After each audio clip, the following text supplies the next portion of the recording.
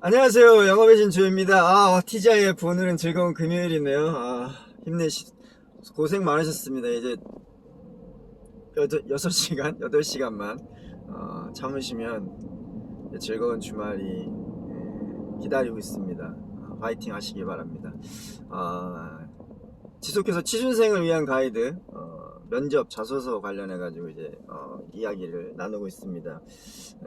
뭐 큰 비중은 아니지만 장단점에 대해서 이렇게 많이들 기술하라고 하고 물어보고 하거든요. 그래서 성격에 대한 부분을 왜 물어볼까요? 여기에 대해서 좀 얘기를 해봤으면 좋겠습니다. 일단 실무진에서는 그 지원자들의 성격을 알고자 하는 거는 딱 한 가지입니다. 그건 뭐냐, 자기가 해야 될 직무에 잘 맞느냐, 요거를 확인하고 싶은 거죠. 그리고 해야 될 직무에 어떤 단점이 있어서 이 사람이 조직에 장애가 되거나 업무 수행에 문제가 있을 수 있을까, 뭐 이런 부분이 있습니다. 그리고 이제 경영진 같은 경우는 그 사람의 성격의 장단점을 보면서 회사에 어떤 좀 긍정적인 시너지가 있을 것이냐, 조직에 잘 조화로운 사람이냐, 아니면 오래 다닐 사람이냐.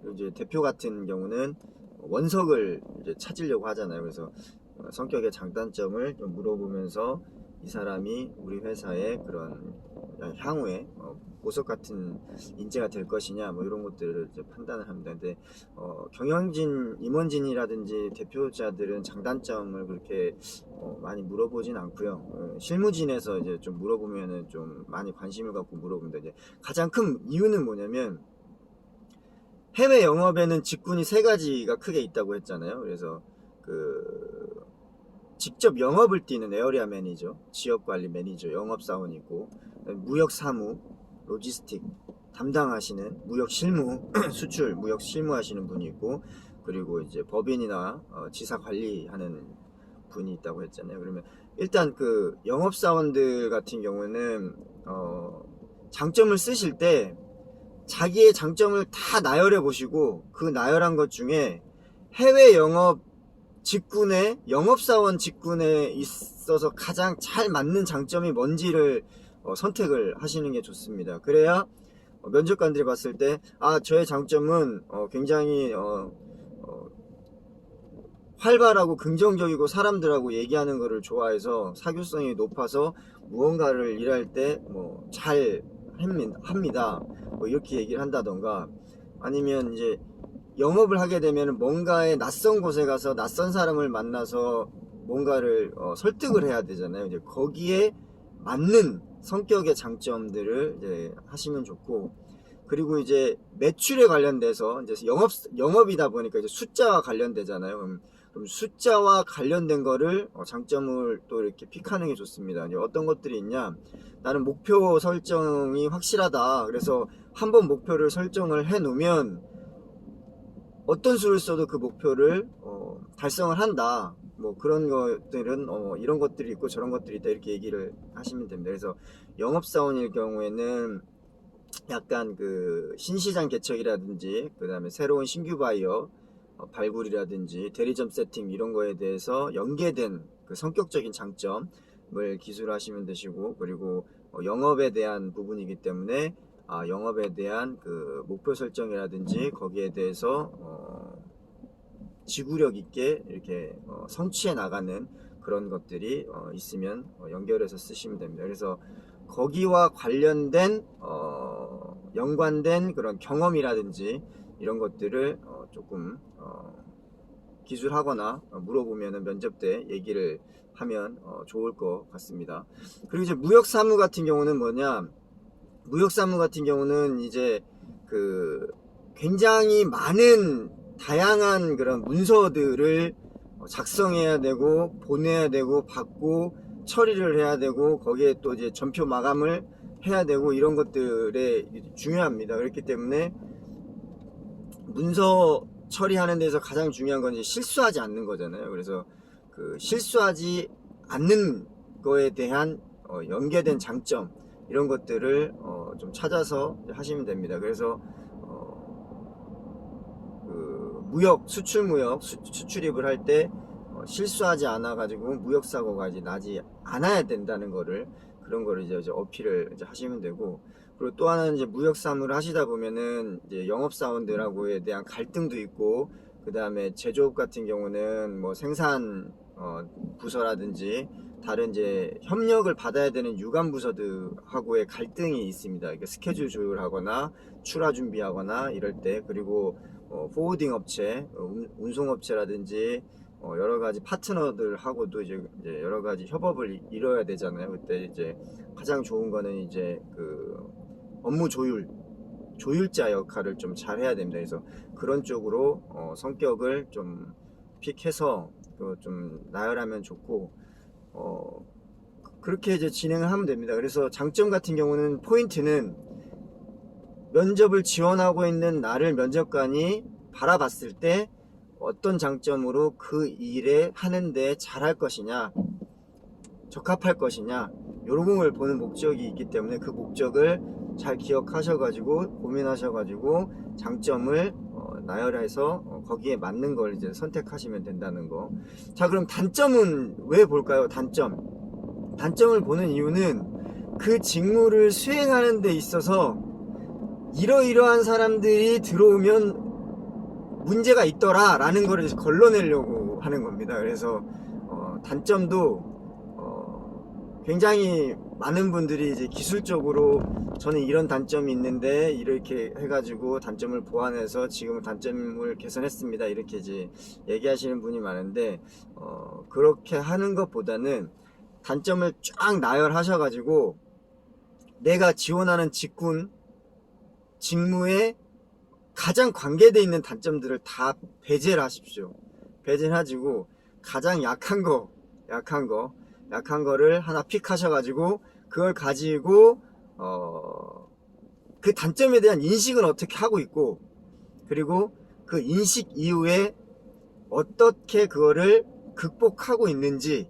단점이라는 거는 이제 얼만큼 솔직한지 이걸 좀 보고자 하는 것도 있고, 직무에 대해서 문제성이 가능한 거에 대한 배제하려는 목적도 있고, 그리고 그 단점을 잘 인식했으면 개선하려고 하는 노력이 있는지. 단점은 이제 개선이 됐으면 더 이상은 단점은 아니잖아요. 그렇기 때문에 그런 것들을 잘 인식하고 있고 개선하고 있고 노력하고 있고 이런 거를 좀 보려고 하는 겁니다. 그래서 해외 영업사원 같은 경우에는 저는 굉장히 좀 성격이 급한데 그거에 대해서 좀 실수하는 부분이 조금 있다. 근데 영업사원들은 조금 실수해도 괜찮습니다. 왜냐면은 영업은 돌파를 하고 뚫고 나가고 물건을 팔고 실적을 해야 되기 때문에, 그럼 그걸 위해서 나는 계획을 조금 이렇게 단계별로 진행해 가지고 나의 그런 저돌적인 돌파적인 성격을 지금 조금 조율을 하고 있다.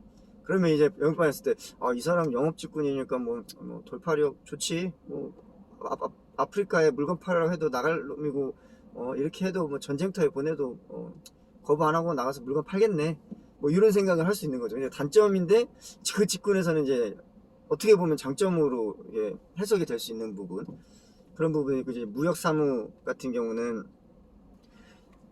하지 말아야 될 게 실수를 한다라든가 막 이런 거 쓰시면 안 됩니다. 그러면 절대 안 뽑습니다. 왜냐면 무역 사무할 때 팀원들이 가장 싫어하는 부분이 뭐냐면 서류 실수 때문에 일정이 딜레이 된다던가 아니면은 물건이 반품된다던가 이런 부분이 있습니다. 그렇기 때문에 무역 사무 지원하시는 분들, 수출 무역 로지스틱 쪽 담당하시는 분들, 수출 실무 지원하시는 분들의 직군의 지원자들은 단점에 절대 쓰지 말아야 될 게 실수가 많습니다. 꼼꼼하지 않습니다. 이런 거 절대 쓰시면 안 됩니다. 이거는 개선했다고 해도 믿지도 않습니다. 그래서 그 부분은 절대 쓰지 말으셔야 되는 거. 그리고 이제 근데 이제 이런 걸 쓰면 좋죠. 이제 배려심이 너무 많고 상대방의 얘기를 잘 들어줘서 조금은 이렇게 개인적으로 손해보는 게 많다.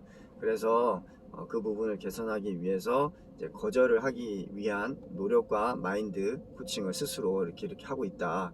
이건 뭐냐면 단점이지만 나의 입사 전 개인적인 단점이긴 하지만 그 무역 사물을 보면서 중간 조율자 역할에서는 굉장히 좋은 거거든요. 그래서 면접관들이 봤을 때 저런 단점이 있는데 그런 단점은 그 직군에 굉장히 좋은 점이라고 이렇게 이제 해석이 될 수가 있습니다. 그래서 요약해 드리면 성격에 대한 장단점을 자소서에서 기술하거나 문의 그 면접 때 물어보는 이유는 그 지원자가 그 해당 직업, 군, 직무에 잘 맞아서 긍정적인 시너지, 좋은 효율, 고효율을 낼 수 있을 것인가 라는 거는 장점을 통해 가지고 어느 정도 잘 맞는지에 대한 판단을 하는 거고, 단점은 그 직군에서 혹시 마이너스 시너지를 낼 사람은 아닌가,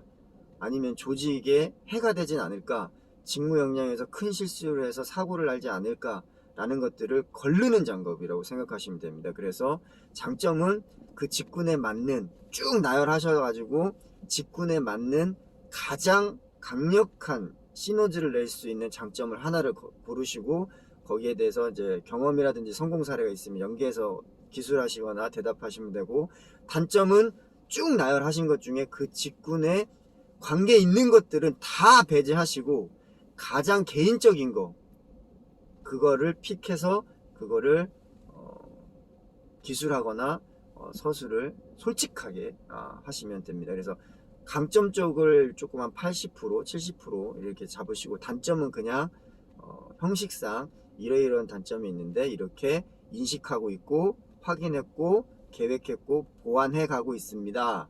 그래서 많이 좋아지고 있고 어느 정도 개선을 하고 있는 중입니다. 이렇게 하면 되겠습니다. 자, 오늘은 취준생을 위해서 장단점에 대해서 얘기를 해봤습니다. 금요일입니다. 일주일 동안 고생 많으셨고 조금만 참으시고 힘내시길 바랍니다. 파이팅 하십시오. 지금까지 영업의 신조였습니다. 마치겠습니다.